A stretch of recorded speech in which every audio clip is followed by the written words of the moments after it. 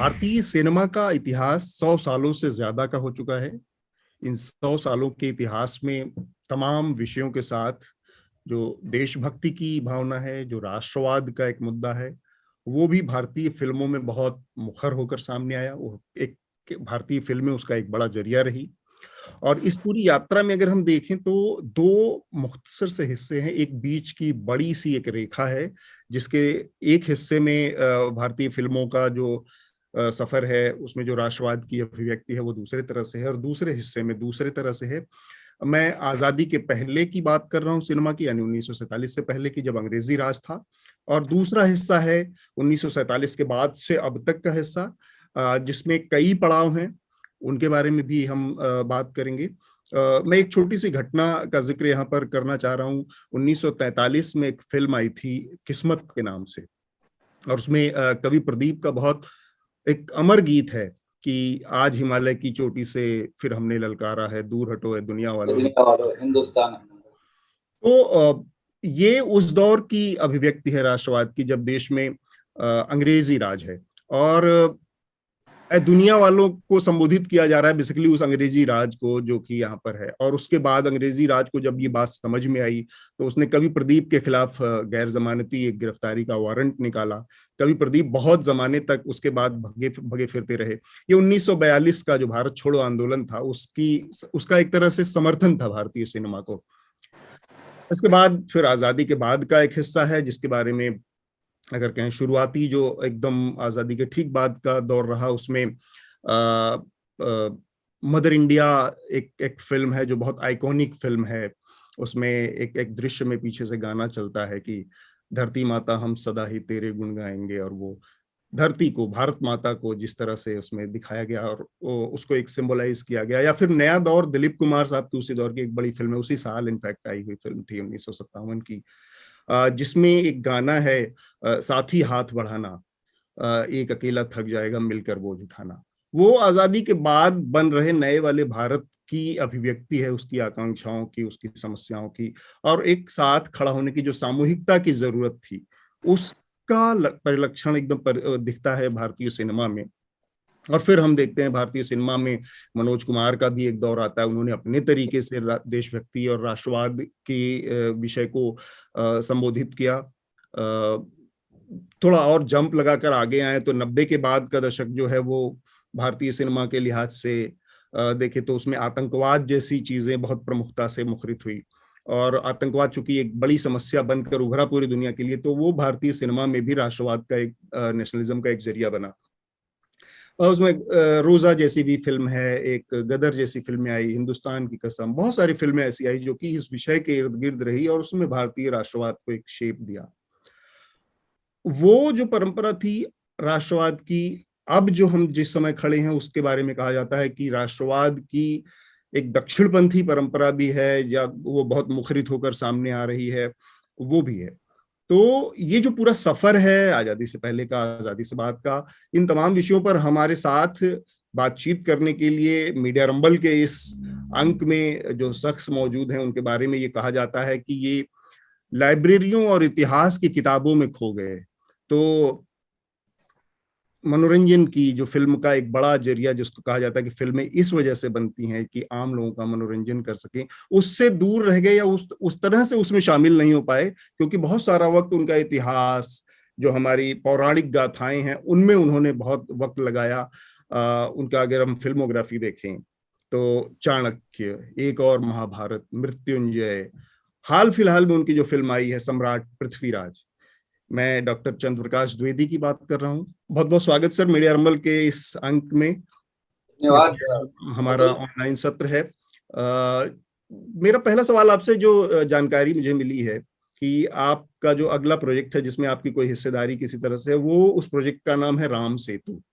तो पूरी आपकी जो फिल्मी यात्रा है उसमें पौराणिक जो आख्यान है या जो पौराणिक कथाएं हैं उसके प्रति आपका इतना ज्यादा लगाव या उतना समर्पण क्यों? क्योंकि एक चीज ये भी कही जाती है कि इस तरह के विषयों में शायद रुचि कम हो लोगों की, या ये फायदे का सौदा जो जो आर्थिक नजरिया है उसमें वो अप्लाई नहीं होता और आपको नुकसान उठाना पड़ सकता है। इसके बावजूद आप लगातार उसी विषय को टच करते रह रहे हैं, उसी विषय पे बने हुए हैं, उन्हीं विषयों पर फिल्में बना रहे हैं। तो मेरा मानना है कि ये मेरी प्रवृत्ति है, ऐसा नहीं कि मैंने इससे अलग होने की कोशिश नहीं की। उसका कारण एक तो ये है कि अ, हिंदी सिनेमा, उसमें भी खासतौर पर मुंबई में इस तरह के विषयों की स्वीकार्यता नहीं है। तुम्हें पता होगा कि चाणक्य जब मैं दूरदर्शन के पास ले गया था, तब भी दूरदर्शन ने उसको अस्वीकृत कर दिया था। जी। दूरदर्शन के हिसाब से या उनके मुताबिक उस समय चाणक्य की आवश्यकता हमारे दूरदर्शन को नहीं थी। उसके बाद मैंने एक लंबा संघर्ष किया। जब मैंने एक और महाभारत और मृत्युंजय पर काम किया, तो मेरा एक ऐसा मानना था कि हमारे सामने स्वर्गीय B.R. चोपड़ा ने एक ऐसा महाभारत बनाया था जिसका कोई उत्तर, उससे कोई बड़ी रेखा नहीं खींची जा सकती है। पर मेरे मन में हमेशा प्रश्न था कि क्या हम ऐतिहासिक दृष्टि से और पुरातत्व की दृष्टि से महाभारत को देख सकते हैं क्या? और मैंने एक कोशिश की, और मुझे ये कहते आज कोई संकोच नहीं होता है कि मैं उसमें असफल रहा। और शायद उसी अनुभव के चलते मुझे ये बात समझ में आई कि एक शास्त्र होता है और एक लोकमानस होता है।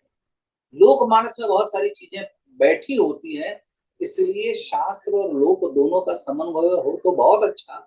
और शास्त्र और लोक में चुनना है तो लोक को चुनना चाहिए। पर ये तुम्हारे प्रश्न का सीधा उत्तर नहीं है। तुम्हारा प्रश्न ये है कि मैं बार बार पौराणिक विषयों की ओर क्यों जाता हूँ। उसका एक कारण ये है कि मुझे अतीत का सृजन करने में ज्यादा आनंद आता है। वर्तमान जो हम देखते हैं हमारा, चाहे वो मुंबई हो, दिल्ली हो, अमेरिका हो, इंग्लैंड हो, ये हमारी स्मृतियों का हिस्सा है। हम उसे देख पाते हैं, उसे अनुभव कर पाते हैं। लेकिन एक ऐसा कालखंड जो हमने देखा नहीं, उसकी बहुत सारी चुनौतियां हैं। उस पूरी सभ्यता को ढूंढना और उसको पुरातत्व के परिप्रेक्ष्य में प्रस्तुत करना, ये एक बड़ी चुनौती है। और मुझे लगता है मुझे उसमें आनंद आता है। और दूसरा, जब भी मैं अतीत की ओर जाता हूँ, वो सामान्य चरित्रों की बात नहीं होती, वो असामान्य चरित्र होते हैं जो असामान्य परिस्थितियों में बड़े हो रहे हैं। इसलिए जब असामान्य परिस्थितियां और असामान्य चरित्र जब उनका योग होता है तो एक बड़ा इतिहास बनता है। जैसे कि जब चाणक्य और चंद्रगुप्त साथ में आते हैं तो किस प्रकार से भारत बनता है, उसी प्रकार से चाहे वो अशोक रहा हो, शंगुवंश रहा हो, तमाम जो मेरा मेरा मेरी अभिरुचि के विषय वो हमेशा यही रहे हैं। और जब जब मैंने उससे दूर जाने की कोशिश की है, मुझे कुछ लोगों ने कहा कि तुम्हारा वो क्षेत्र है, उससे क्यों हट रहे हो। नंबर बहुत महत्व के नहीं है कि आपने कितनी फिल्में बनाई, ये बहुत महत्व का नहीं है, आपने क्या जोड़ा। और कई बार मुझे लगता है कि ये बात सही है कि यदि किसी को याद करने की आवश्यकता भी हो, मैं मानता हूं कि मुझे याद करने की कोई आवश्यकता नहीं है, लेकिन चाणक्य मैंने 91 में बनाया। लेकिन अतुल, तुम्हें ये जानकर हैरानी होगी कि वह बनाकर मेरा काम खत्म नहीं हुआ। 2022 में भी मैं निरंतर कुछ न कुछ उस विषय के बारे में पढ़ता हूँ। कुछ नहीं तो अर्थशास्त्र को देखता हूँ, और हर बार जब मैं देखता हूँ तो कोई एक नई दृष्टि मिलती है। तो मैं ये कह सकता हूँ कि मैं वर्तमान के नहीं, अतीत के प्रेम में हूँ, और इसलिए घूम फिर कर अतीत की ओर चला जाता हूँ।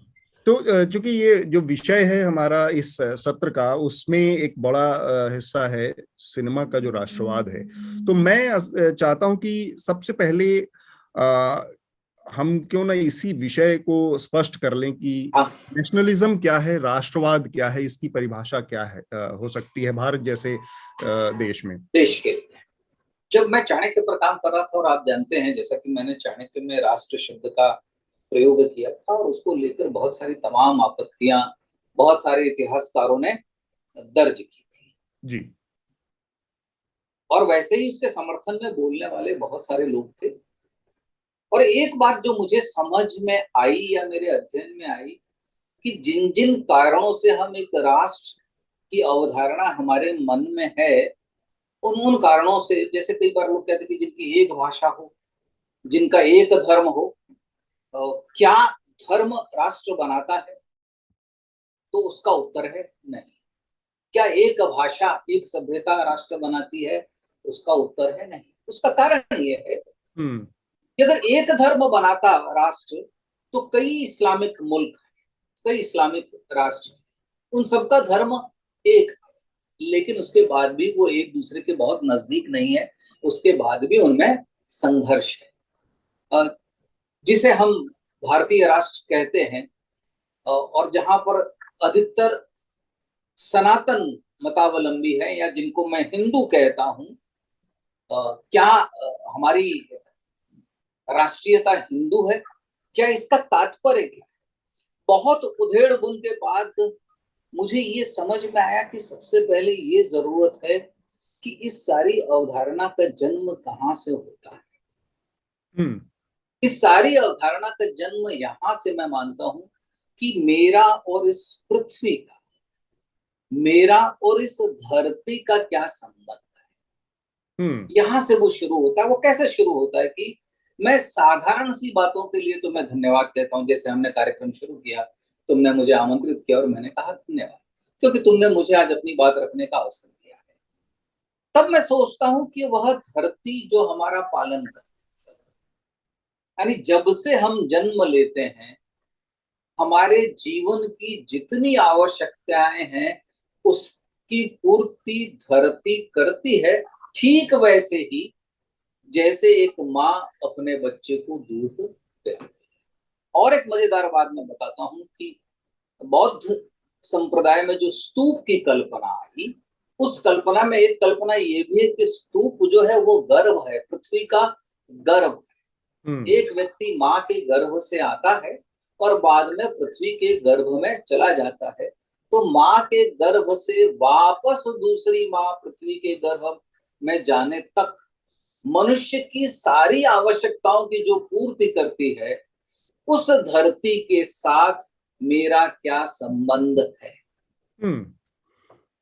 यदि मेरा उस धरती के साथ संबंध है, जैसे मैं कहता हूं कि भारत मेरी माँ है और मैं उसका पुत्र हूं, तो उसके साथ तमाम जो इस विचार में आस्था रखते हैं, उनके साथ मेरा अनकहा सा संबंध हो जाता है।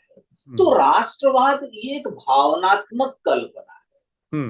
वो कल्पना ये है कि सिंधु और सरस्वती के तट पर जिस संस्कृति का विकास हुआ, और जो संस्कृति निरंतर बदलती रही, पल्लवित होती रही, पोषित होती रही, प्रवाहित होती रही, और जो 2022 में भी पुरातन और नित्य नवीन है, उस विचारधारा को जो स्वीकार करते हैं, वो भारतीय है, वो हिंदू है।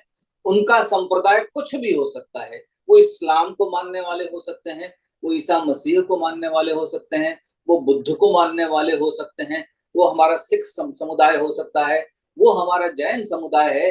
लेकिन ये सब होने के बाद भी इस धरती के साथ, इस देश की संस्कृति के साथ उनका क्या संबंध है, अगर ये हम समझ लें, तो जिसे मैं भारतीय राष्ट्रवाद कहता हूं, आपके समक्ष आ जाएगा। तो उसका मूल जो है, जिस राष्ट्रवाद की मैं बात करता हूं, वो एक संस्कृति है। आपने बहुत महत्वपूर्ण बात की तरफ शुरुआत में इशारा किया कि वो सिर्फ एक धर्म की बात नहीं है, नहीं, वो सिर्फ एक पंथ ना एक भाषा की बात है, ना एक पंथ की बात है, एक भाषा की बात है। तो यहाँ पर फिल्मों पर आते हैं अगर हम, तो फिर ये भी एक सवाल होता है कि जो राष्ट्रवाद है हमारा, या जो हमारा देशभक्ति के जो बिंब हैं, प्रतीक हैं, उनमें बदलाव एक बड़ी सहज प्रक्रिया है। जैसे मैं कहूँ फिल्मों के नजरिए से कि गर्म हवा भी हमारे लिए राष्ट्रवाद है और पिंजर भी हमारे लिए राष्ट्रवाद है। तो अक्सर जो राष्ट्रवाद को लेकर जो टकराव की भावना है, वो वननेस, जो एकमेव वाली भावना है, उसकी वजह से होती है कि, और कहीं कहीं जो आपकी बात मैंने सुना उसमें उसको भी अगर थोड़ा सा आप और इलेबोरेट करें फिल्मों के नजरिए से, कि क्या वो सिर्फ एक धर्म, क्योंकि अंततः बात ऐसी आती समझ में आ रही है कि वो व्यक्ति की पहचान है वो राष्ट्रवाद। क्या राष्ट्रवाद आइडेंटिटी का मसला है, या फिर ये एक बहुत सारे कल्चरल, बहुत सारे भाषा भाषी, बहुत सारे धर्म और धार्मिक अनुष्ठानों को, प्रतीकों को मानने समझने वाले लोगों का एक समुच्चय है राष्ट्रवाद। और उनकी किसी एक पर्टिकुलर चीज जो कि भारत है, भारत का संविधान है, उसके प्रति उसका समर्पण है, न कि किसी एक व्यक्ति की आइडेंटिटी। क्योंकि कहीं ना कहीं फिर उसमें जो चीज निकल कर आती है, वो चीज ये निकल कर आती है कि मेजोरिटेरियन एक भाषा है, सबसे ज्यादा बोली जाती है, या एक धर्म है जो सबसे ज्यादा लोग फॉलो करते हैं, वही राष्ट्रवाद है। ये जो सोच आती है, ये जो मैसेज जाता है, इस पर मैं आपकी प्रतिक्रिया जानना तो चूंकि तुमने एक प्रश्न में बहुत सारे प्रश्न कर दिए, तो मैं चाहूंगा। एक प्रश्न, तुमने एक शब्द का प्रयोग किया, एकमेव, और मुझे लगता है कि यही मूल सिद्धांत है भारत का। वेदांत जिनको हम कहते हैं, उपनिषद जिनको कहते हैं, उसका घोष ही यही है, एकमेव अद्वितीय ब्रह्म। मतलब यहाँ एक के अतिरिक्त दूसरा कोई है ही नहीं। यानी भारत की वैचारिक धारा में, वैचारिक धरातल पर हम समस्त सृष्टि को एक मानते हैं। जड़ और चेतन में भी भेद नहीं देखते, मनुष्य मनुष्य में भी भेद नहीं देखते। वेदांत के स्तर पर आकर हिंदू और मुसलमान दो एंटिटी नहीं रह जाती, वो एक रहती है। सर्व खलविदम ब्रह्म, जो मैं देख रहा हूं वो सब ब्रह्म है। दुर्भाग्य यह है कि ये जो महावाक्य है उपनिषदों का, वो हम अपने देश की जनता तक नहीं ले जा पाए, और इसलिए समय समय पर इसमें जो भी मतभेद होते हैं और मतों की भिन्नता के कारण जो द्वंद्व होते हैं, और उसको लेकर सबसे पहले वहीं से मैं शुरू करता हूं कि जो तुम खुलकर नहीं कह रहे हो कि हिंदू और मुसलमान, क्या ये हिंदुओं का ही राष्ट्र है, मुसलमानों का नहीं है? तो मैं इसको फिर से रेखांकित करना चाहूंगा कि सनातन एक संप्रदाय है। मैं वैदिक मत को मानता हूं, वो इस्लामिक मत को मानते हैं। हमारे मत जो है, जो हमारी अवधारणा है, वो चाहे सृष्टि की कल्पना हो, ईश्वर की कल्पना हो, वो दोनों भिन्न है, लेकिन हम दोनों की संस्कृति एक। सारे विवाद यहां से शुरू होते हैं। यदि इस देश का हिंदू ये मानता है कि मैं भारतीय संस्कृति का प्रतिनिधि हूं, और यदि इस देश का मुसलमान, उसे यदि संकोच होता है कि मैं इस देश की संस्कृति का प्रतिनिधि हूं, तो समस्या। इसलिए कि मोहम्मद अली जिन्ना ने टू नेशन थ्योरी के बीच में उन्होंने आधार ही संप्रदाय को बनाया था, मैं धर्म नहीं। और उन्होंने इस बात को बड़े जोर से कहा था कि हिंदू और मुसलमानों में एकता इसलिए संभव नहीं है क्योंकि उनमें रोटी बेटी का व्यवहार नहीं होता। उन्होंने एक बड़ी लंबी सूची बनाई। लेकिन हम तो कहते हैं कि संप्रदाय तो देश का आधार ही नहीं है, हम तो सांस्कृतिक एकता की बात कर रहे हैं। खैर, विभाजन के अपने बहुत सारे कारण हैं। जो मुझे लगता है कि सबसे बड़ी समस्या मैं जो महसूस करता हूँ, जिसको मैं कोशिश कर रहा हूँ कि उसको किसी तरह से एड्रेस किया जाए, उसके बारे में कुछ कहा जाए, कि इस देश में जो भी पैदा हुआ है, जिसने भी भारत में जन्म लिया, जिसको हम सिटीजनशिप कहते हैं, जिसने भी भारत में जन्म लिया है, वह सांस्कृतिक तौर पर, संप्रदाय के तौर पर नहीं, सांस्कृतिक तौर पर हिंदू है, ये मैं मानता हूं। और मैं ये किसी पर थोपता नहीं हूं। क्यों मैं मानता हूं कि वो हिंदू है सांस्कृतिक तौर पर? क्योंकि मेरा मानना है कि इस देश के भूगोल की कुछ विशिष्ट परंपराएं हैं।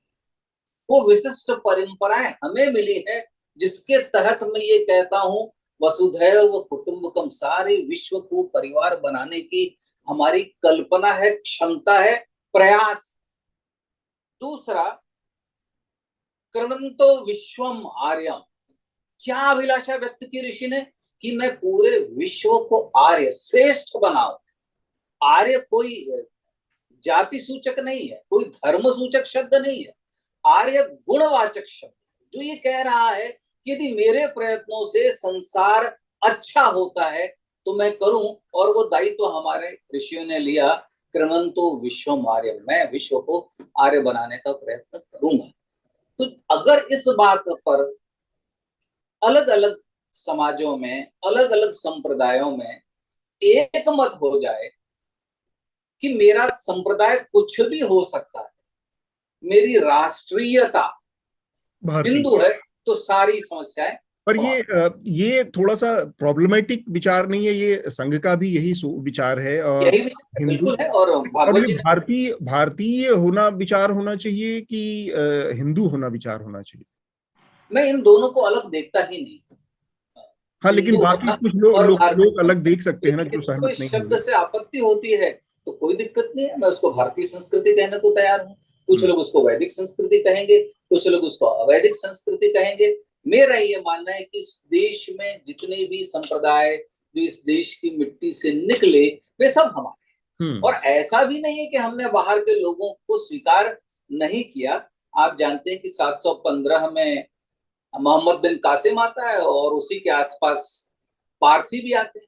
बिल्कुल बिल्कुल। 730 में पहली बार अग्यारी गुजरात तो में बंद अभी किया। अभी जो चीज कही जाती है वो यही तो कही जाती है कि जो इस मिट्टी की सबसे बड़ी खासियत थी कि सभी धर्मों संस्कृतियों को स्वीकार करना, करके स्वीकार करना। भारतीय बना देना, वो चीज एक तरह से उस चीज को खत्म किया जा रहा है। कुछ लोगों को आइसोलेट करने की चीज चल रही है, कुछ लोगों को उससे बाहर करने की, या उनकी पहचान को आइडेंटिफाई करने की, और उनको इस पूरी परंपरा से अलग खड़ा करने की एक पूरा पूरा उपक्रम है, बड़े पैमाने पर देखा जा रहा है।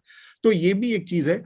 मैं फिर भी, आपने चूंकि नागरिकता की भी बात कही बीच में कि इस धरती पर पैदा हो, नागरिकता से एक बड़ा तो महत्वपूर्ण मसला जुड़ता है, और मैं वो आपके सामने रखना चाह रहा हूं कि थोड़ा इसका वैश्विक आयाम भी देखते हुए, कि दुबई जैसे जगह पे भारत और पाकिस्तान के बीच में क्रिकेट का मैच होता है।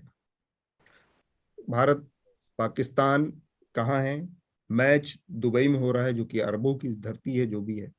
और उस मैच के नतीजे को लेकर इंग्लैंड में, लंदन के आसपास के शहरों में जो भारतीय और पाकिस्तानी मूल के लोग हैं वो वहां पर दंगे फसाद करते हैं, मारपीट करते हैं, ये वो। अब एक बड़ी अजीब सी स्थिति पैदा हो जाती है कि जिस आइडेंटिटी, जिस अस्मिता की बात हम यहाँ पर करते हैं, वो चीज वहां पर भी स्वाभाविक रूप से वहां के लोगों की होगी, जो गोरे लोग हैं वहां के, जो मूल निवासी हैं। और अगर वहां पर इस स्थिति में कोई गोरा या कोई ब्रिटिश आदमी ये कहता है कि कहाँ हिंदुस्तान है यार, कहाँ पाकिस्तान है यार, और कहाँ पर दुबई तुम लोगों का मैच हो रहा है, और ये यहाँ पर तुम हमारी गाड़ियां, हमारी दुकानें, हमारे घर में तोड़ फोड़ कर रहे हो, ये तो इमीडिएटली उसको फिर यहाँ पर रेसिस्ट जो कहा जाता है, नस्लवादी जो कहा जाता है, इस तरह की चीजों से जोड़कर आइडेंटिफाई कर किया जाता है। और इसका एक पहलू है कि आखिर जो उम्मीदें हम यहाँ पर करते हैं कि एक संस्कृति, एक वो चीज वहां पर जाकर क्यों एकमेव नहीं हो रहे हैं, वो वहां यहाँ की आइडेंटिटी को लेकर क्यों लड़ रहे हैं। और इसका दूसरा जो हिस्सा है वो और भी चिंताजनक है कि आप देखेंगे कि वहां पर लंदन में जाकर वहां का पासपोर्ट लेकर, वहां की नागरिकता लेकर, वहां की पहचान लेकर, और आप यहाँ भारत माता की जय, बुराई नहीं है, हम कहते हैं यहाँ पर आप हिंदुस्तान में आइए या वहां पर भी रहिए, हिंदुस्तान का पासपोर्ट लेकर और खूब करिए जितना करना है आपको। सारे लोग, ये वो बड़ी आबादी ऐसे लोगों की है जो कि नागरिकता वहां की लेकर, जिन्होंने विंडो खोल रखी है अपने फ्यूचर की, कनाडा से लेके यूएस से लेके यूके तक, वो लोग सबसे ज्यादा इन तरह की चीजों में इन्वॉल्व है, वहां पर दंगे फसाद कर रहे हैं। तो फिर एक तरह की हिपोक्रेसी, एक तरह के पाखंड का भी वो होता है कि राष्ट्रवाद जो है, असल में वो राष्ट्रवाद आपकी कोई सामूहिक कलेक्टिव पहचान का हिस्सा नहीं बनकर आपकी बहुत माइनर सी आइडेंटिटी का हिस्सा आपने बना रखा है उसमें। ये तुमने निष्कर्ष लिया कि पूछ रहे हो? मैं आपसे पूछ रहा हूँ। अच्छा, बहुत सारे प्रश्न आ गए। मैं ये मानता हूँ कि जब कोई, जैसे मेरे कुछ मित्र जो ब्रिटेन के नागरिक हैं और उन्होंने ब्रिटेन के संविधान से शपथ ली है कि यदि भारत और ब्रिटेन में युद्ध हो जाए तो वो ब्रिटेन की ओर से लड़े, इस तरह की शपथ उनको नागरिकता के समय जो बाद में जाते हैं यहाँ से उनको लेनी पड़ती है, ऐसा मेरे मित्रों ने मुझे बताया। मुझे इसमें कोई संघर्ष नहीं दिख रहा है, इसलिए कि ब्रिटेन में जब कोई एक व्यक्ति उसकी नागरिकता ले लेता है, कोई कनाडा की नागरिकता ले लेता है, कोई और देश की नागरिकता लेता है, तो उसकी जिम्मेदारी उस देश के संविधान के प्रति सबसे पहली शर्त है। यही में भारत की संस्कृति कहती है। तब वहां पर मैं ये नहीं कहूंगा कि तुम्हें भारत के संविधान से चलना है। तो अब दूसरी बात आती है तो वो मेरी संस्कृति का प्रतिनिधि कैसे है? क्योंकि वो वहां पर हिंदू या भारतीय संस्कृति का प्रतिनिधि है, क्योंकि वो एक लीगल एंटिटी नहीं, वो एक भावनात्मक एंटिटी है। कौन सी भावनात्मक एंटिटी है? वो विचार। कौन से विचार? जो विचार कहते हैं विश्व का कल्याण। मैं जब छोटा था, तुमने भी सुना होगा, तुम कि हम मंदिरों में जब खड़े रहते हैं तो जब हमारी आरतियां खत्म हो जाती हैं तो उसके बाद कहते हैं धर्म की जय हो, अधर्म का नाश हो, प्राणियों में सद्भावना हो, विश्व सारे का प्राणियों कल्याण। में, और विश्व का कल्याण हो। ये हमारे छोटे से छोटे गांव के मंदिर में जैसे ही आरती खत्म होती है, कथा खत्म होती है, क्यों शुरू हुआ? इसलिए कि ये भारत के मानस में बसा हुआ है, और ये जो बसा हुआ है जब वो अभिव्यक्त नहीं हो रहा है, इसलिए मैं कई बार कहता हूं कि हमारी कई संस्थाएं, शैक्षणिक संस्थाएं, हमारी राजनीतिक संस्थाएं, हमारी आध्यात्मिक संस्थाएं कतिपय रूप से छोटे रूप में ही सही असफल हुई है भारत के विचार को भारत के अंतिम आदमी तक पहुंचाने। जैसे मैं तुम्हें एक छोटा सा उदाहरण देता हूं। जी। मैंने जब उपनिषद गंगा में बना रहा था, तो उपनिषद गंगा का प्रारंभ कहाँ से हो, इस पर हम लोग का विचार विमर्श चल रहा था कुछ सन्यासियों के साथ जो चिन्मय मिशन के सन्यासी हैं।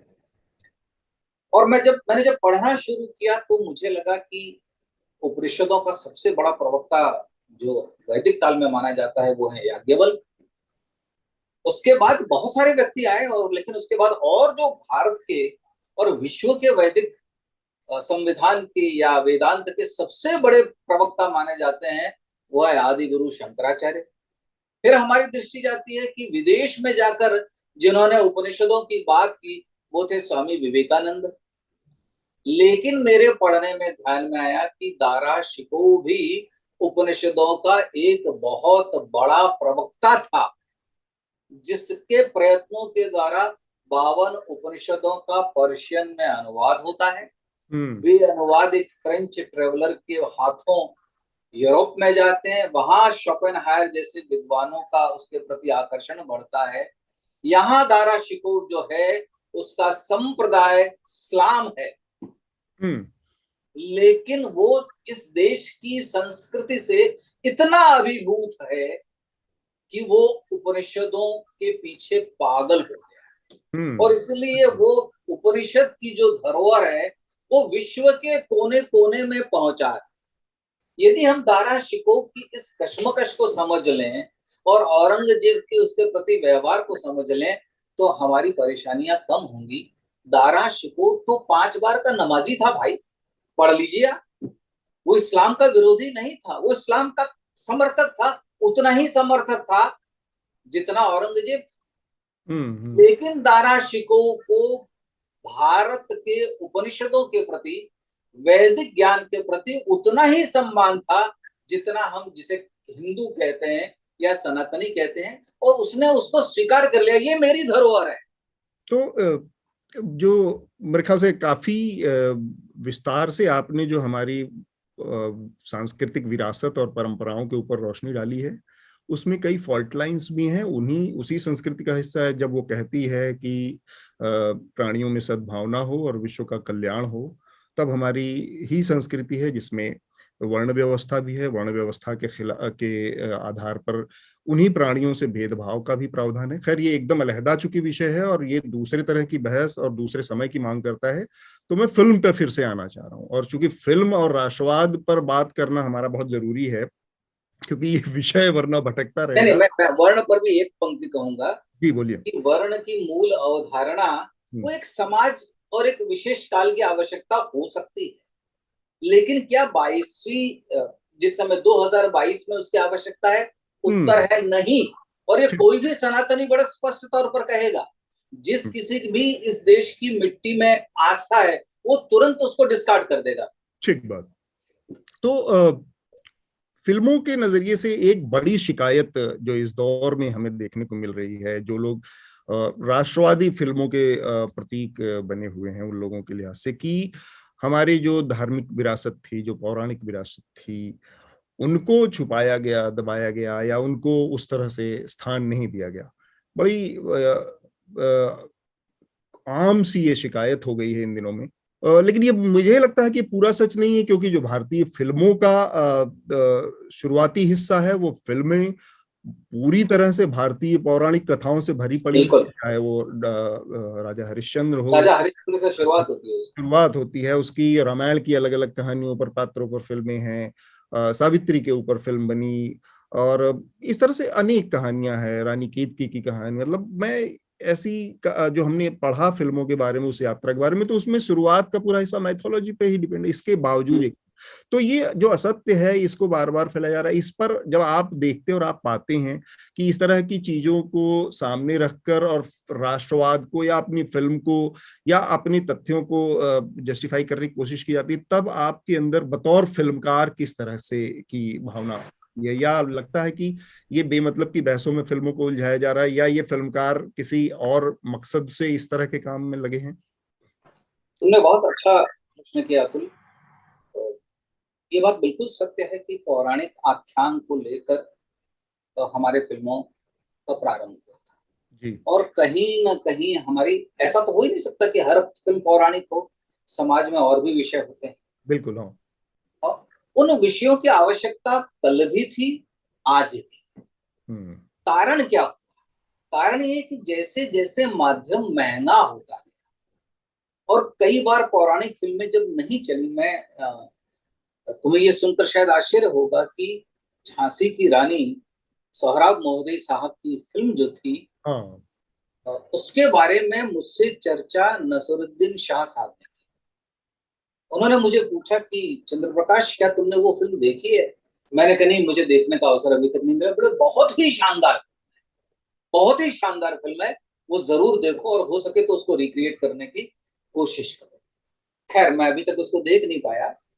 मेरे कहने का तात्पर्य यह है कि कई बार जब फिल्में नहीं चलती हैं, तो उसका दोष हम लोग पीरियड को देते हम्म। हैं। कहते हैं ये पौराणिक फिल्म इसलिए नहीं चली क्योंकि हमारा जो आधुनिक दर्शक है, उसको हमारी पुराण कथाओं में, पौराणिक आख्यानों में रुचि नहीं है। और चूंकि लागत भी ज्यादा होती है, आम जो हम्म। फिल्में बनाते हैं उससे पौराणिक फिल्मों में चूंकि वेशभूषा, सेट्स, ये बहुत महंगे होते हैं। जैसे मैं पृथ्वीराज का उदाहरण देता हूँ कि पृथ्वीराज नहीं चली। अब उससे लोगों की ये धारणा बनती है कि हमने तो पहले ही कहा था कि यशराज को इस प्रकार की फिल्में नहीं बनानी चाहिए क्योंकि इस प्रकार की फिल्में नहीं चलती है। हम्म। और दूसरा हमारे सामने उदाहरण PS1 का है, जो खूब चल रही है, जो एक चोल वंश की कहानी है। तो मेरे कहने का तात्पर्य है, सफलता असफलता पीरियड की नहीं हो रही, अच्छी फिल्म और बुरी फिल्म। यदि आपने फिल्म अच्छी बनाई है, दर्शक उसको देखेगा। आपने फिल्म अच्छी नहीं बनाई है, दर्शक उसको नहीं देखेगा। हाँ, इस अब मैं बेबाकी बोल पर रहा मुझे बहुत मैं मतलब आपका एहतराम करता हूँ, आपने स्वीकार किया कि भाई फिल्में अच्छी बुरी होती हैं, पीरियड और ये इतनी रिलेवेंट चीजें नहीं है। पृथ्वीराज का जिक्र बहुत जरूरी है, आपने खुद ही उसका जिक्र किया। एक तो ये कि पृथ्वीराज बनाने का आपका मंतव्य क्या था, और उसमें अक्षय कुमार कहाँ फिट हो रहे थे पृथ्वीराज में? मेरा सबसे बड़ा पृथ्वीराज बनाने का कारण ये था कि मैंने जब पृथ्वीराज रासो पढ़ा, रासो तो बहुत लंबा है, जी। उसमें मुझे ये कहानी इसलिए अच्छी लगी कि मृत्यु को उत्सव कौन मनाता है। तो जो ऐसे वीर होते हैं जिनके लिए मृत्यु ही उत्सव है। और क्यों मेरे मन में ये विचार आया कि जब तक हम इस पैराडाइम को नहीं बदलते कि मृत्यु उत्सव है, तब तक आतंक से लड़ना कठिन होगा। हम्म। इसलिए कि जब मोहम्मद गोरी या कोई मोहम्मद गजनवी भारत पर आक्रमण करता है और उसके लिए प्राणों का उत्सर्ग, बलिदान जब दिया जाता है, तो मैं उसे किसी दुख के रूप में नहीं देखना चाहता कि कोई पृथ्वीराज, कोई सोहेल देव, कोई जालोर का राजकुमार जब वे अपने प्राण दे रहे हैं। कहने का मेरा संक्षेप में तात्पर्य, यदि आतंक से लड़ना है तो मरने की तैयारी रखनी होगी। हम्म। आतंक आज हम दूसरे परिप्रेक्ष्य में उस शब्द को देख रहे हैं, परंतु जब भी गोरी आया, जब भी गजनवी आया, जब भी कोई आक्रांता बाहर से भारत पर आया, इसको लूट कर ले गया, तब कौन लोग उसके खिलाफ लड़े थे? तो वो जज्बा कहाँ से आता है, वो क्यों लड़ रहे थे? मैं चाह रहा था कि उस जज्बे को यदि मैं रेखांकित कर पाऊं पृथ्वीराज में, कि मातृभूमि के प्रति ऐसा उत्कट प्रेम है, कई चीजें बाद में हटा दी गई थी, कि क्या प्रेरणा है मोहम्मद गोरी के भारत पर आक्रमण करने की, क्योंकि उसका स्वप्न है कि एक गजनवी जब आया था तो वो भारत से क्या लूट कर ले गया था। और पृथ्वीराज का संकल्प क्या है? पृथ्वीराज का संकल्प ये है कि मैं शरणागत की रक्षा के लिए मोहम्मद गोरी से लड़ जाऊंगा, और वो शरणागत कौन है? वो कोई और नहीं, मोहम्मद गोरी का ही भाई है। तो कहने का मतलब ये भारत की आत्मा है। मतलब अक्सर जब तक फिल्म आई नहीं थी तब लोग ये सोच रहे थे, इसको हिंदू मुसलमान के परिप्रेक्ष्य में देख रहे थे। जब उन्होंने देखा तो उन्हें पता चला पहली बार कि अरे पृथ्वीराज ने मोहम्मद गोरी से जो ये युद्ध का आह्वान स्वीकार किया वो उसके ही छोटे भाई के लिए। लेकिन मेरा दुर्भाग्य कि कुछ लोगों ने उसमें लव जिहाद देख लिया, कि पृथ्वीराज उनकी रक्षा क्यों कर रहा है, जिसने चित्ररेखा से। अब मैं ये उनको नहीं बता पाया कि भाई मोहम्मद गोरी के दरबार में भी जो कवि था उसका नाम दुर्गा केदार था, यदि हम रासों को मानते हैं जी। इस प्रकार के कवियों का यहाँ आना वहां जाना ये था, और उसी प्रकार से मीर जमाम ये जयचंद्र की फौज का हिस्सा भी थे, ये प्रसंग भी रासों में आता है। जैसे महाकवि चंद्रवरदाई ने पृथ्वीराज के शौर्य का गान किया है, उसी प्रकार से उन्होंने जयचंद्र पर भी कुछ छंद लिखे हैं उसकी प्रशंसा में। और मजेदार बात बताता हूं कि कवि की दृष्टि क्या होती है, उसने मोहम्मद गोरी की शान में भी कुछ छंद कहे। क्यों? क्योंकि उसके शौर्य को स्वीकार करना, उस शौर्य के पीछे जो उसकी नीति है उसका वो विरोधी। कई सारी चीजें इस पर मुझे आपसे पूछनी है, क्योंकि इस फिल्म के ऊपर आधार पर बहुत सारी चीजें हुई। एक तो ये फिल्म असफल हो गई, तो मैं आपसे ये जानना चाह रहा था। आपने पूछा था अक्षय जी जी वही। 2018 में जब हम लोगों ने ये निर्णय किया, श्री आदित्य चोपड़ा ने, कि वो इस फिल्म को बनाएंगे, इस फिल्म का वो समर्थन करेंगे, उनकी कुछ शर्तें भी थी। उनकी एक शर्त थी कि हम कुछ विशिष्ट चीजों के लिए जाने जाते हैं, उनका इसमें समावेश आवश्यक है बाजार की दृष्टि से, ये उनका मत था। उनके कई परामर्श को मैंने स्वीकार किया। अब ये था कि इसका नायक कौन। 2018 में इस देश के अधिकतर फिल्म मेकर की इच्छा ये थी कि अक्षय कुमार उनके साथ काम करे। उसका सीधा संबंध फिल्म की जो गणित है उसका है, अर्थशास्त्र से। अर्थशास्त्र, ये अर्थशास्त्र है, बहुत ही प्रसिद्ध है, लोकप्रिय कलाकार है, इसमें किसी को ये नहीं था। और यदि वो जल्दी समय दे देते हैं, तुम्हें जानकर हैरानी होगी कि मैंने उनको 2 दिसंबर को कहानी सुनाई थी, और उन्होंने मुझे पूछा कि 19 जनवरी से शूटिंग कर पाओगे। यानी वो इतने तत्पर थे, उत्साहित थे फिल्म को लेकर। मैं एक चीज जोड़ूं यहाँ पर, अक्षय कुमार से जुड़ा, बेसिकली इसलिए जोड़ना जरूरी है कि बीते कुछ सालों में जो पूरा माहौल है उसमें अक्षय कुमार भारतीय सिनेमा के उस पक्ष का प्रतिनिधि बनकर उभरे हैं जो कि राष्ट्रवाद, दक्षिणपंथी राष्ट्रवाद जिसका जिक्र मैंने किया, उसके वो एक तरह से पोस्टर बॉय बनकर उभरे। और एक के बाद अच्छी बुरी औसत तमाम फिल्में अक्षय कुमार ने पिछले 8 सालों में 7 सालों में की। तो क्या एक स्वाभाविक सा मेरा आकलन है कि दर्शक अक्षय कुमार के अतिरेक का शिकार है इस समय। वो अक्षय कुमार की इतनी सारी अच्छी बुरी घटिया बहुत उस तरह की फिल्मों से जूझ रहा था, और उसमें उसका शिकार पृथ्वीराज बनी, जो कि एक कल्मिनेशन पॉइंट था कि अब दर्शक अक्षय कुमार को नहीं झेलना चाहता, और ऐसे मौके पर वो बनकर तैयार हुआ आपका 4 साल। वही कि कोरोना के पहले आ गई होती जो कि शेड्यूल्ड थी। मैं एक मजेदार बात बताता हूँ। मैं और अक्षय पहली बार हम लोग 1999 में मिले थे, तब हम लोग कृष्ण पर काम करना चाहते। वो फिल्म नहीं बनी, लेकिन कृष्ण की भूमिका उन्होंने दूसरी फिल्म में कर ली। मेरे बारे में अधिकतर लोग जानते थे कि मैं राष्ट्रवादी विचारधारा का और एक संगठन से जुड़ा हुआ व्यक्ति हूं। उनके लिए दुनिया नहीं थी। हम्म। वो इस बात को स्वीकार भी करते हैं कि मैं बहुत पढ़ा लिखा व्यक्ति नहीं हूँ, अखबार नहीं पढ़ता हूँ, न्यूज नहीं देखता। जिस दुनिया की तुम बात कर रहे हो, ये मेरे लिए एक नई दुनिया है। और जब जब कभी हम राजनीतिक मुद्दों पर बात करते थे, वो हम दोनों एक बात को कहते थे कि हम किसी पार्टी विशेष के लिए काम नहीं कर रहे हैं, हम भारत के लिए काम। हम्म। हमारी निष्ठा भारत के प्रति है, और जिस पार्टी, जिस व्यक्ति, जिस समुदाय, जिस संगठन की भी निष्ठा भारत के प्रति है, वो हमारा सहधर्मी, हम उसके साथ चलने को तैयार। कुछ समझ में नहीं आता है उनको, अगर राजनीति के बारे में पूछ लेंगे या समाज में क्या हो रहा है, उनको बताना पड़ता है कई बार ये ऐसा होता है। तो मैं कई बार कहता हूँ कि वो एक चांदनी चौक का बच्चा है अभी भी, जो शरीर से बड़ा हो गया है और जो बहुत प्रसिद्ध हो गया है, जिसने बहुत सारी फिल्म की है, लेकिन अंततः उनकी नादानियों में मैं हमेशा कहता हूँ कि वो चांदनी चौक का छोरा अभी तक उस गली से बाहर निकला नहीं है। पर ये बात बिल्कुल सच है, जो मैं समझता हूँ कि उनका किसी पक्ष से कोई संबंध नहीं है।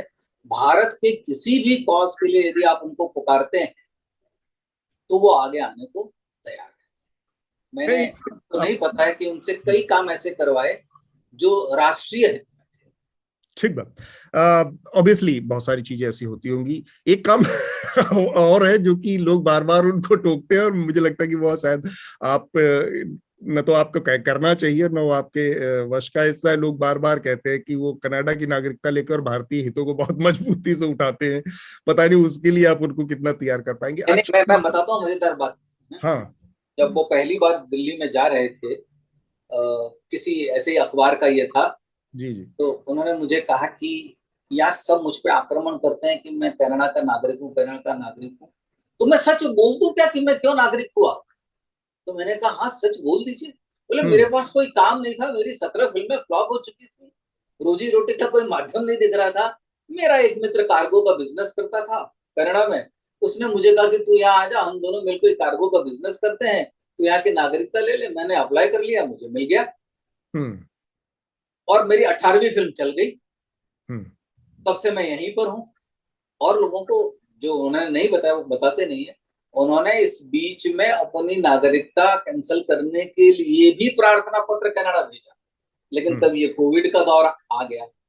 तो लेकिन आपका मतलब अभी स्थिति ये है कि उनका कैंसिलेशन का प्रार्थना पत्र जमा हुआ है कनाडा में। और मेरी एक बात, मैंने उनको कई बार उनको दिलासा भी देता था कि हमारी कैसी विचित्र स्थिति है कि जब एक वैज्ञानिक या कोई एक अर्थशास्त्री नोबेल प्राइज पाता है, और जो भारत का नागरिक नहीं है, लेकिन हम छाती पीट पीट कर बोलते हैं भारतीय मूल का, भारतीय मूल का, भारतीय मूल का, तब हमारा भारत का गौरव जाग जाता है। जबकि हम जानते हैं कि वो भारतीय मूल के हैं, लेकिन अब उनकी नागरिकता विदेशी है। मैं वही तो शुरुआत में कर रहा था, वही कि लोग वहां पर बैठकर अपने लिए अलग अलग विंडो खोल के और भारतीयता की छाती अब मैं पीटते हैं। अब मैं ये कहता हूं कि जब अमेरिका के उपराष्ट्रपति का चुनाव हो रहा था, श्रीमती कमला हैरिस का, हर भारतीय को ऐसा लग रहा था कि हमारे हमारे उपराष्ट्रपति बीच का कोई जीत रहा है, हमारे बीच का कोई जीत रहा है। जबकि हम सब जानते हैं कि उनकी नागरिकता अमेरिकन है, अमेरिकन है। और उन्होंने बाइबल पर हाथ रखकर ही कसम खाई थी, उन्होंने गीता पर हाथ नहीं रखा था। ये उनका अपना चुनाव है, ये उनकी अपनी तैयारी है। मेरा कई बार यही कहना था, अक्षय के बचाव में मैं क्या कहूंगा, वो दुनिया उनको बिल्कुल जानती है। बिल्कुल, वो तो ऐसे भी बहुत बड़ी शख्सियत है, वो अपना बचाव खुद भी कर सकते हैं। मैं आपकी फिल्म पे ही फिर से रहना चाह रहा हूँ, क्योंकि समय का भी बहुत वो है, और विषय और फिल्म दो ही चीजें हमारे लिए हम इस दोनों समय बैठेंगे तो खूब बात दूर तक जाएगी। बिल्कुल। तो ये एक जो चीज आई कि अक्षय कुमार का एक इंटरव्यू फिल्म के प्रमोशन के दौरान जब रिलीज हुई तो दिखा, जिसमें उनका ये कहना था कि भाई मुगलों के बारे में तो किताबों में बहुत कुछ बताया गया है और पृथ्वीराज के बारे में बहुत थोड़ा सा बताया गया है। उनका ये कहना था कि इतिहास ठीक से हमें नहीं बताया गया, इतिहास गलत चीज है। जबकि यह मान्य तथ्य है, सर्वविदित तथ्य है कि जो आपकी फिल्म थी जो फिल्म है, वो फिल्म पृथ्वीराज रासो के ऊपर आधारित है। बिल्कुल सही, बहुत अच्छा किया महाकवि तुमने वर्ड महाकवि बताया। चंद्र महाकवि चंद्रबरदाई की लेखनी पर आधारित है। रासो, जो कि चंद्रबरदाई और पृथ्वीराज दोनों के दौर में अंतर है 100 साल से ज्यादा का, दोनों समकालीन नहीं है। एक कवि की कल्पना है, एक कवि की जनश्रुतियों पर आधारित कुछ बहुत सारी कहानियां उसमें हैं। तथ्यात्मक रूप से ये बात है कि साहित्य है, साहित्य और इतिहास, क्या ये दोनों एक हो सकती हैं? क्या पृथ्वीराज इतिहास हमारे सामने रख रही थी, या हमारी एक सांस्कृतिक विरासत और साहित्य का एक बहुत अच्छा टुकड़ा हमें पेश कर रही थी? तुमने बड़ी कृपा की मुझ पर ये सवाल करके, और ये अगर इसका उत्तर लंबा भी हो तो मुझे सह लेना। ठीक है। इसलिए सह लेना कि मैं खुद हैरान था कि पृथ्वीराज एक ऐतिहासिक पात्र है। जी। जैसे चाणक्य एक ऐतिहासिक पात्र है, लेकिन चाणक्य में जो मैंने दिखाया वो सब कुछ ऐतिहासिक नहीं है, वो कल्पना का विस्तार है एक लेखक का। उसी प्रकार से पृथ्वीराज नाम का वीर योद्धा, ये एक ऐतिहासिक पात्र है जिसको लेकर चंद्रबरदाई नाम के कवि ने एक महाकाव्य की रचना की है। जी। उस महाकाव्य को लेकर उस पर बहुत सारा विवाद है कि क्या हम इसे इतिहास मान सकते हैं या इसे इतिहास नहीं माने। आमतौर पर पृथ्वीराज रासो को काव्य माना जाता है। बिल्कुल। और मैंने ये बार बार कहा है कि मैं पृथ्वीराज रासो पर बना रहा हूं। तो फिर ये बात कहां से आई कि ये इतिहास सही करने का मैं बता रहा हूं कि इसमें से कुछ संप्रेषण की गलतियां मैं अपने पक्ष की मानता हूं। इसलिए मानता हूं कि शुरू से ही एक ये चर्चा हुई कि 18 वर्ष रिसर्च करने के लिए रासो में कुछ नहीं है। उस तरह से 14 वर्ष की मेरी प्रतीक्षा थी, क्योंकि 2004 में मैंने लिखा था, उसको किसी ने इस तरह से ट्रांसलेट कर दिया। मैंने कभी नहीं कहा है। और हर क्रिएटिव व्यक्ति के जीवन में दशकों प्रतीक्षा होती है, ये कोई बड़ी बात है? कोई व्यक्ति पर पता नहीं उस पर क्यों बात चली। अक्षय के मन में जो दुविधा चल रही थी, अक्षय को महाकाव्य और इतिहास, अक्षय को यह लगा कि पृथ्वीराज के बारे में मेरा बेटा क्यों नहीं जानता है। उनके बेटे को उसने पूछा कि तुझे पृथ्वीराज के बारे में क्या पता है, तो उन्होंने कहा कुछ नहीं पता है। तो तुझे इतिहास नहीं पता है।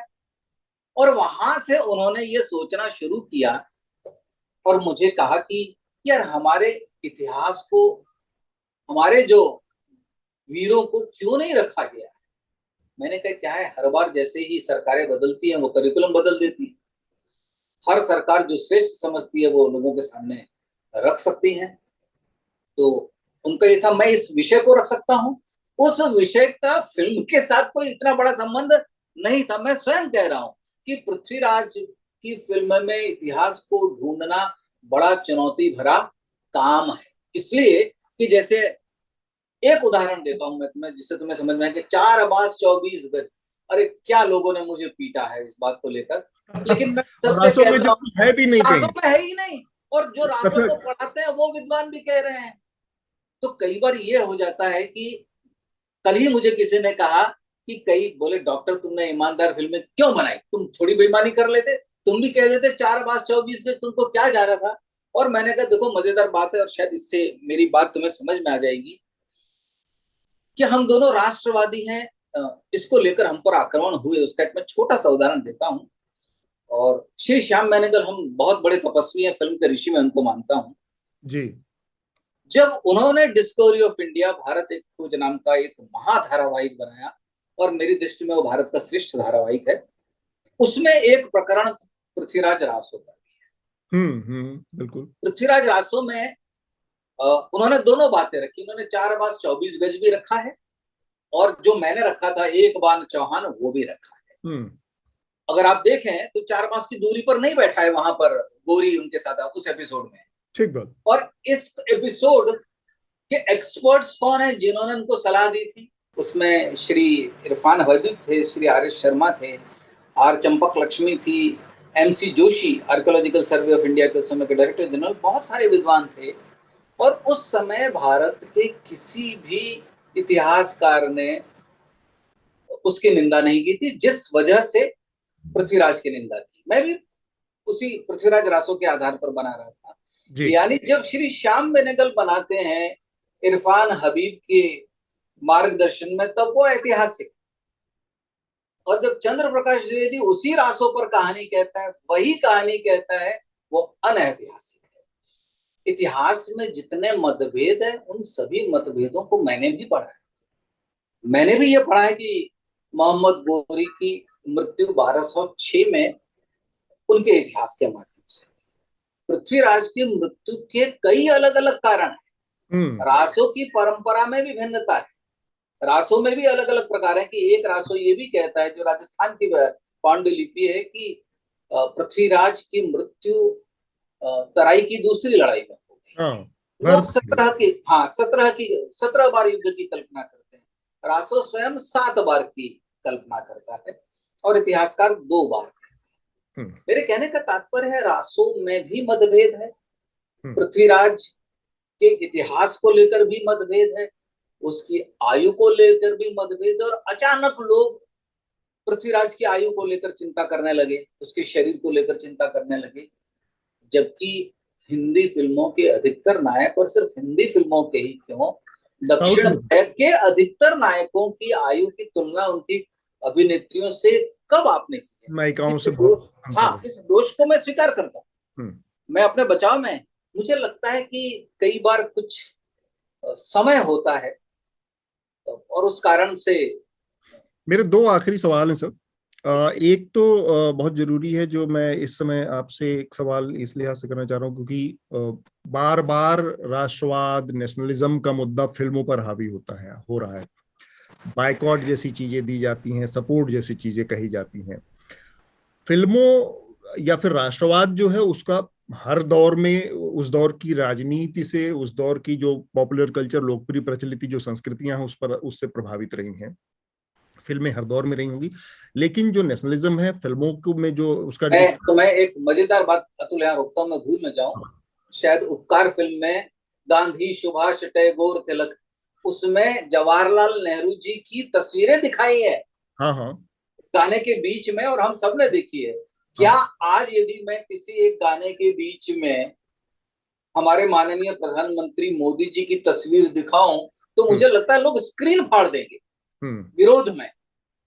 यही काम श्री मनोज कुमार, जिनको दादा साहब फाल्के पुरस्कार में मिला है और हम सबके लिए वो आदर्श है, तब उस तरह की राजनीतिक दृष्टि से नहीं देखा गया था। डिस्कवरी ऑफ इंडिया में जो श्री श्याम बेनेगल ने बनाए, उसके सूत्रधार है नेहरू जी। लेकिन यदि आज मैं कोई एक ऐसा धारावाहिक बनाऊं जिसमें यह प्रस्तावित करूं कि श्री नरेंद्र मोदी इसके सूत्रधार होंगे, तो लोग तुरंत ये कहेंगे कि मतलब नेहरू के दौर में नहीं बनी है, तो शायद वो हिंदू एजेंडा है। मोदी जी के बाद के दौर में शायद वो एक्सेप्टेबल हो जाए, जब बनाया जाए। मेरा सवाल दूसरा था कि जो राष्ट्रवाद है, वो राजनीति उसकी प्रेरणा होनी चाहिए, न कि राजनीति उसका मोहरा बन जाए। नहीं, मैं तो फिल्में जैसे बहुत सारी, मैं फिल्मों के नाम गिना सकता हूं कि राष्ट्रवाद के नाम पर प्रोपेगेंडा और एजेंडा बहुत हावी है। आप कहेंगे तो मैं 2-4-6 फिल्मों के नाम गिना सकता हूं, चाहे वो एक्सीडेंटल प्राइम मिनिस्टर हो, चाहे फाइल्स नाम से बहुत सारी फिल्में बन रही हैं। तो ये जो चीज है, ये हिंदी फिल्मों का जो दौर है, जो इसमें इस तरह की चीजें हैं, प्रोपेगेंडा आप कह सकते हैं हर दौर में। मैंने बताया ही कि उस दौर के हिसाब से उस दौर में चीजें की गई हैं, इस दौर के, लेकिन एक परंपरा के तौर पर, एक शुरुआत के तौर पर मैंने कहा कि प्रेरणा होनी चाहिए, मोहरा नहीं बनना चाहिए। उस पर मैं आपकी राय जानना चाह रहा हूँ। मैं एक बात बड़ी स्पष्ट कहना चाहूंगा कि मैं कला के क्षेत्र में किसी भी प्रकार की राजनीति को देखना पसंद नहीं करता। जितनी अभिव्यक्ति की स्वतंत्रता किसी भी विचार वाले व्यक्ति की है, उतनी ही अभिव्यक्ति की स्वतंत्रता जिसको हम हिंदू राष्ट्रवादी कहते हैं, उसकी भी। मैं उदाहरण देकर बताऊंगा। मैंने गर्म हवा अभी हाल में देखी। साथ की पैदाइश से मैंने देखी नहीं थी, मैंने हाल में देखी। मुझे फिल्म बहुत अच्छी लगी।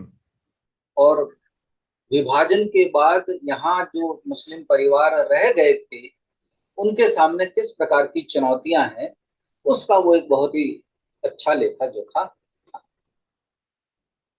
मुझे ये कहते कोई संकोच नहीं हो रहा है कि वो एक अच्छी फिल्म थी, उस समय की मांग थी, उस समय मुस्लिम मानस में क्या दुविधाएं थी, क्या संघर्ष थी, उसका उन्होंने एक निरूपण किया। मुझे अब अच्छी तरह याद नहीं है कि उसके लिए किसी को दोषी ठहराया कि नहीं, लेकिन हमारे सबके प्रिय, और हम सबके वापस में कहूंगा कि जिनसे हम लोगों ने बहुत कुछ सीखा है, जब पिंजर फिल्म आती है तो उनकी समीक्षा श्री सथ्यु साहब लिखते हैं, और वह भी देश के एक प्रसिद्ध अखबार के पहले पृष्ठ पर, और वे उसकी भर्त्सना करते हैं। और न सिर्फ भर्त्सना करते हैं, ये हिंदू चश्मा है, आप उसकी भर्त्सना करें, ये आपका अधिकार है, हर व्यक्ति का अधिकार। पृथ्वीराज की बहुत भर्त्सना हुई, आपका अधिकार है, किसी ने शून्य भी दिया, आपका अधिकार है। लेकिन मुझे दिक्कत ये होती है कि इसका कोई दूसरा उदाहरण दिखाइए कि कोई पार्टीशन पर फिल्म बनी हो जिस पर हमारे आदरणीय सथ्यु जी ने टिप्पणी की हो, और ट्रेन टू पाकिस्तान पर आधारित है, तो रचना के आधार पर उसकी समीक्षा होनी चाहिए। तो वही नहीं, लोगों ने यहाँ तक कहा कि अमृता प्रीतम की रचना तो सेक्युलर है और पिंजर कॉम्युनल है, और किस सरकार ने उसको राष्ट्रीय पुरस्कार दिया? कांग्रेस सरकार, बीजेपी सरकार नहीं, राष्ट्रीय एकता का पुरस्कार। तो मेरे कहने का मतलब है कि कई बार हमारे जो अपने राजनीतिक निष्ठाएं होती हैं, चश्मे होते हैं, कमिटमेंट होता है, सिनेमा को उससे दूर रखा जाए। और मुझे कहते कोई गुरेज नहीं है, कोई संकोच नहीं है कि बायकॉट की संस्कृति जो है वो इन सारे विषयों का समाधान बिल्कुल नहीं। सर फिर से एक, अब इसी मौके पर मैं एक और आखिरी एकदम सवाल है मेरा, और ये मीडिया से भी इसका सिरा जुड़ता है और फिल्मों से भी जो तो जुड़ा ही है।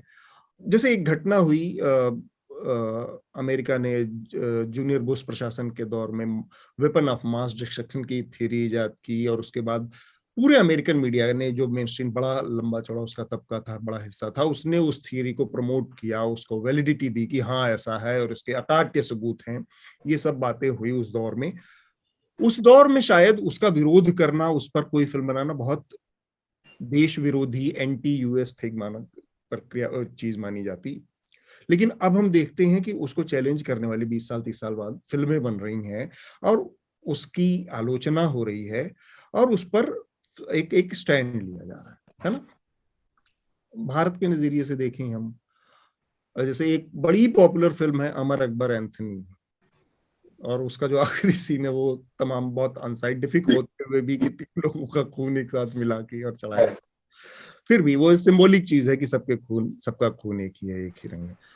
आज के दौर में हिंदुस्तान में 10 साल 15 साल या जो चीजें हैं, लगता है कि गड़बड़ हो गई हैं, गलत की गई, नोटबंदी जैसी कोई चीज हो, उस पर अगर कोई फिल्म बनानी हो, कोई हो, क्या वो माहौल है, इस तरह की एक्सेप्टेंस है? मैं बार बार इशारा जो चाह रहा हूँ, तो मैं एक बहुत हार्डकोर या पॉलिटिकल सिचुएशन की बात कर रहा हूँ जिससे देश गुजर रहा है, और उस पर आपका कमेंट चाहता हूँ एकदम आखिरी में। क्या ये संभव है? इसके लिए स्पेस है एक आर्टिस्ट के तौर पर? इसीलिए मैंने थोड़ी देर पहले जिक्र किया था कि बाइकॉट गैंग सक्रिय हो गया, हर फिल्म के लिए बाइकॉट कॉल दी जाती है, सपोर्ट की कॉल दी जाती है। समय सापेक्ष भी अगर है तो हम कितना समय सापेक्ष हैं कि इतना हमारे यहाँ? मैं इसका उदाहरण तुम्हें अपने अनुभव से दूंगा। मेरा ये मानना है कि आज भी आप नोटबंदी पर फिल्म बना सकते हैं। हो सकता है कहता हूं कि आपको विरोध का सामना करना पड़े, लेकिन भारतीय संविधान आपके साथ है कि नहीं? भारतीय संविधान आपके साथ है। मैं इसका उदाहरण अपने जीवन से देता हूं। मोहल्ला 80 नाम की मैंने एक फिल्म बनाई, काशीनाथ सिंह जी के उपन्यास में। 2014 में काशीनाथ जी ने हमारे माननीय प्रधानमंत्री मोदी का विरोध किया। उन्होंने कहा कि यदि श्री मोदी जी वाराणसी आ जाएंगे तो ये हमारी सारी जो बनारस की संस्कृति है उसका विनाश होगा। मैं उनकी बात से बिल्कुल सहमत हूं, लेकिन उन्होंने एक अच्छी कहानी लिखी है। मुझे लगता है उस कहानी की आत्मा से मैं सहमत हूं कि इस समय संस्कृतियों को बड़ी चुनौती है और इस पर कोई फिल्म बननी चाहिए। मैंने बनाई, दोनों ही दलों की ओर से मारा गया, फिल्म बैन हुई, लेकिन मैं किसी भी सरकारी सीबीएफसी के अतिरिक्त किसी भी संस्था के पास नहीं गया, किसी भी परिचित के पास नहीं गया, मैं अदालत गया और अपने संवैधानिक अधिकार के लिए मैं लड़ा।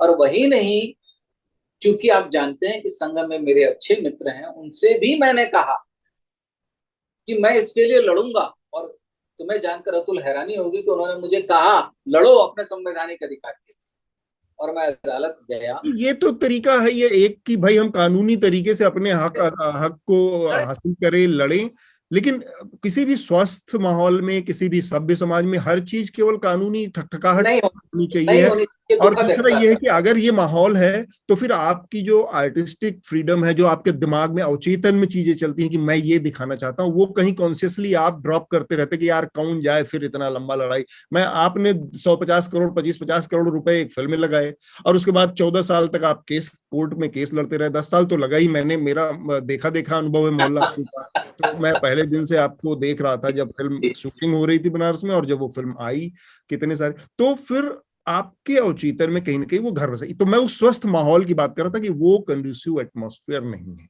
मैं तुम्हें एक बात कहूंगा, पहले आप इतना सोच रहे, इसके मतलब आप थोड़ा डिप्लोमेटिक भी बात सोच रहे हैं। नहीं, मैं बता रहा हूँ, मजेदार बात बता रहा हूँ कि आज दुनिया में किसी भी वस्तु पे प्रतिबंध लगाना बड़ा कठिन हो गया है।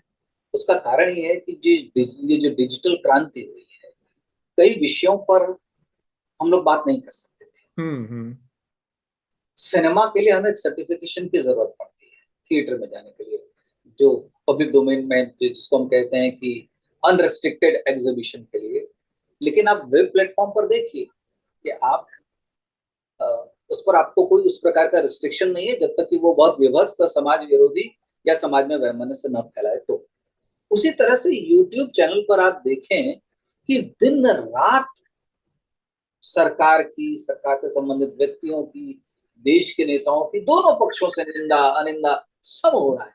किसी ने उसको रोका है जब तक कि वो राष्ट्र विरोधी कदम नहीं उठाते। अभिव्यक्ति की स्वतंत्रता भारत में मारना बहुत मुश्किल है, क्योंकि हमारे यहाँ इसकी स्वतंत्रता शुरू से। इसलिए जब कभी ये जब शुरू होता है तो मैं कहता हूँ किसकी बात कर रहे हो भाई, भारत में अभिव्यक्ति की स्वतंत्रता को रोकना असंभव है। असंभव। साथ मेरे ख्याल से काफी विस्तार से आपने और बहुत ईमानदारी से कुछ चीजें आपने स्वीकार की हैं, अपने फिल्मों से जुड़ी जो माहौल है, राजनीतिक स्थितियां हैं, उस पर भी। मीडिया के रंबल के इस सत्र में बातचीत के लिए बहुत बहुत शुक्रिया डॉक्टर चंद्र प्रकाश द्विवेदी आपका। अतुल, तुम बिल्कुल इसी तरह से आक्रमण करते रहना, कठोर से कठोर और कठिन से कठिन, क्योंकि मेरा ये मानना है कि हम दोनों की दिशा एक है। मैं ये बिल्कुल नहीं मानता हूँ कि अगर आपका विचार मुझसे अलग है तो आप राष्ट्र विरोधी हैं, मैं ये नहीं मानता हूँ।